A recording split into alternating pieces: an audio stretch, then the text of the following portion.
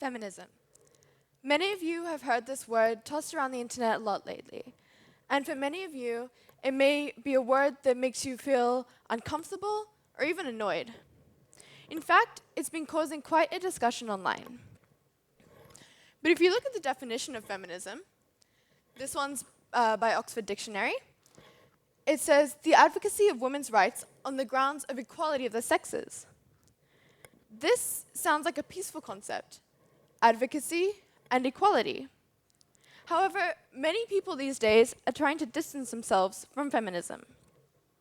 This is due to the stereotype arising of the angry feminist, one that blindly shouts hate towards men and wants women to have more rights than men. Because there's more people distancing themselves from this, how have the efforts of the suffragettes and so many other respectful advocates through the years come to this? The internet allows for excessive amount of information to be accessed and shared. This means that people with less involvement in the current initiatives and discussions of feminism to display their views without having to discuss with the other people that share that views or the other people that are part of that organization. But they can still perform this under the feminist label. Thus, these ideas that may not represent feminism are perceived to represent feminism. An example of this was a girl called Cassidy Boone. She released a video on the internet in which she described an incident where she dived into a pool, she hit her head on the floor, she was knocked unconscious, and she was going to drown. A man then jumped into the pool to save her. She then continues on the video to say that she wants to charge this man for rape as he touched her without her consent and because she was unconscious. Now, you see the dislikes on that video. Not a lot of people took it seriously. However, you have to understand that although what she was saying, people weren't supporting her, people still thought, because she identified as a feminist, that this was a feminist idea. It makes feminism look like they want this sort of thing. Now, this has created a lot of backlash on the internet, and we have Meninism. So Meninist came from this sort of response to these very extremist views, as they felt threatened. Now, these often, if you watch their advocacy, it never releases new ideas. It never says how they can fix these problems or what problems are being discussed. It's often just a response to the problems that feminists are bringing up. Thus, it purely exists to oppose feminism. It purely exists to go against the movements and the things that are currently being moved towards. You may have also heard of something quite recently by an organization called Return of the Kings. And they tried to say that they could get rid of rape culture by making it legal. They tried to create these demonstrations in many countries all over the world. And again, despite it being a minority, the majority of people don't believe that rape should be legal. Because they have the ability to come together and to release these ideas that are quite extreme, there still were meetings made. People still organized, people still demonstrated to legalize rape. And there is still quite a lot of support on Twitter.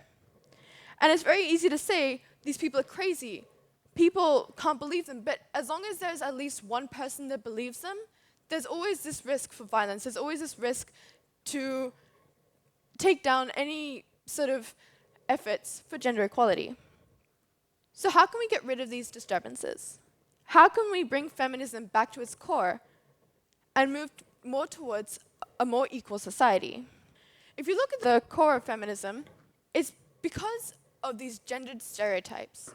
It's because we've created a society in which men are above women in some instances, and that men do one thing and women do another thing, because of this preconceived sort of perception of ability. This is seen in many areas, such as in some countries, women aren't able to work, unable to leave the house, must stay home, take care of the kids, cook, clean. But at the same time, in a lot of cases, men aren't given custody over their children in a divorce case, despite the fact that they could be even more capable, because they're not seen as nurturing.